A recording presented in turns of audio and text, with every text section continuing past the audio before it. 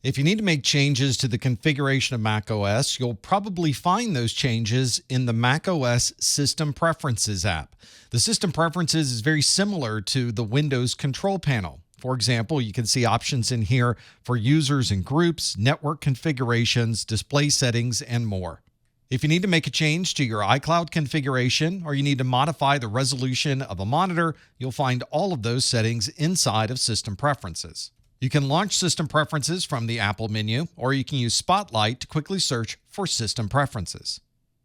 Under Displays, you can make changes to the configuration of your display layout. So if you have monitors that are next to each other, you can position them so one is on the left, one is on the right. You can change the display that's going to have your Apple menu on it. This doesn't have to be your primary display. It can be any of the displays listed under the Displays option. You can modify where you want to put your Apple menu. It can either be on your primary display or any of the other displays listed inside of the Displays option.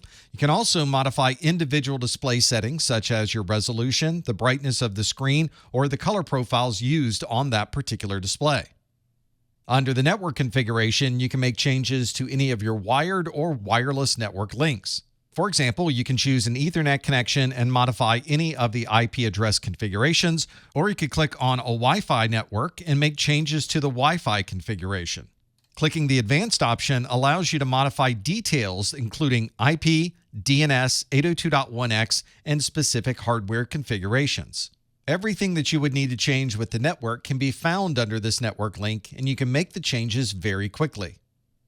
To manage printers, you'll want to choose the Printers and Scanners option inside of System Preferences, and you can see that any of the printers that are configured on the system will be listed on the left, and you can make modifications to the configuration on the right. You can also configure sharing for this printer. So if you have a printer that's directly connected to your system, you can set up sharing so that anybody on your network would have access to print on this printer. And if your printer supports it, you can click on the Option and Supplies button, and it will give you information about the hardware that's inside of that printer. For example, on this color laser printer, I can see exactly how much toner is available for each individual color.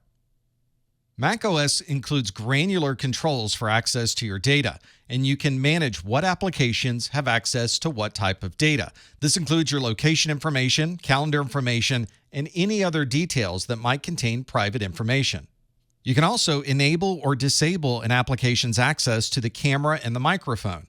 If you're using a video conferencing system, you may want to enable camera and microphone for that specific application, but limit access for everything else on your system.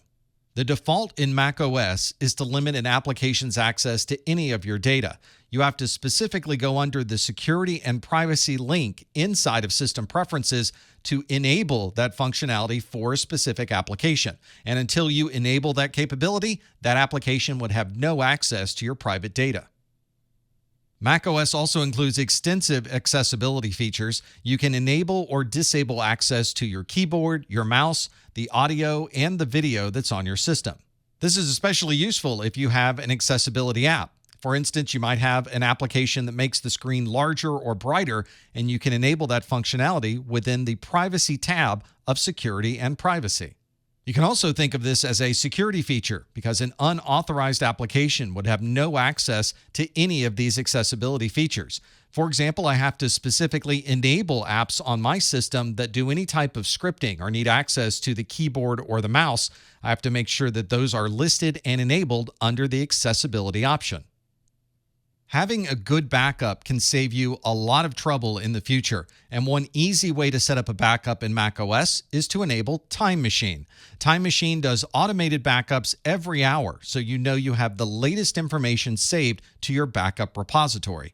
Time Machine also creates daily backups for the past month, and then creates monthly backups going back as far as it can, depending on how much space you have on your backup repository.